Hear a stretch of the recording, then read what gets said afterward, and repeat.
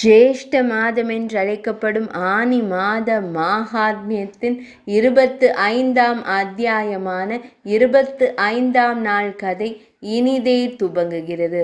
ஸ்கந்தன் கூறினார், ரிஷி முனிவர்களே, நாரத மாமுனிவர் சென்ற பின்னர் அஸ்வபதி மன்னர் அனைத்து வயதான பிராமணர்கள், ருத்விக்குகள் மற்றும் ஹித்வர்க்கத்தின் பெரியோர்களை அழைத்து ஒரு மங்களகரமான நாளில் தியுமத்சேனனின் ஆசிரமத்திற்கு செல்ல ஒரு பயணத்தை தொடங்கினார்.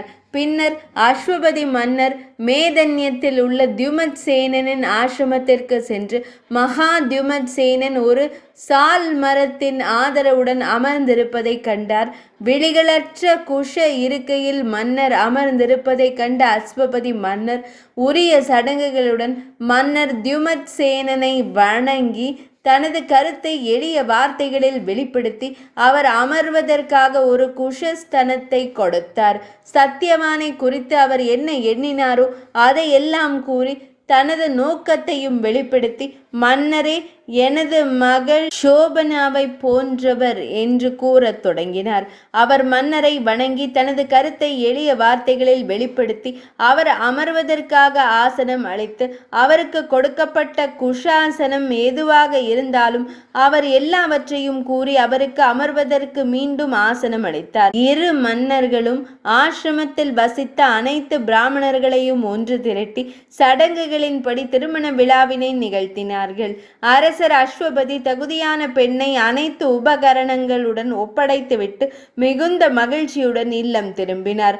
அனைத்து நற்குணங்களும் நிறைந்திருந்த சத்தியவான் அந்த மனைவியை பெற்றதில் மகிழ்ச்சி அடைந்தான். சாவித்திரியும் தான் விரும்பிய கணவரை கண்டதில் மகிழ்ச்சி அடைந்தார்.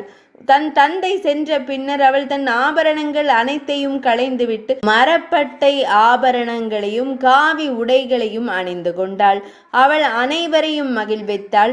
அதே போல் அந்த ஆசிரமத்தில் எப்போதும் வசித்து வந்த உயர்குடி ஆண்களையும் அவள் தொடர்ந்து மகிழ்வித்தாள். அரசர்களுக்கெல்லாம் அரசரான சத்தியவான் கூட அத்தகைய பக்தியுள்ள மனைவியை கண்டதில் மகிழ்ச்சி அடைந்தார்.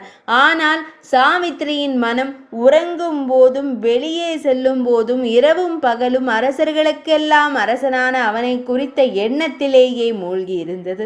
ஆயினும் அவர்கள் இருவரையும் தேவேந்திரனையும் இந்திராணியையும் போல வனத்தில் ஓர் பகுதியில் மகிழ்ச்சியாக வாழ்ந்து வந்தனர். இவ்வாறு சிறிது காலம் கடந்தது. ஜேஷ்ட மாத மாஹாத்மியம் என்றழைக்கப்படும் ஆனி மாத மாஹாத்மியத்தின் 25ஆம் அத்தியாயமான 25ஆம் நாள் கதை இனிதே நிறைவடைந்தது.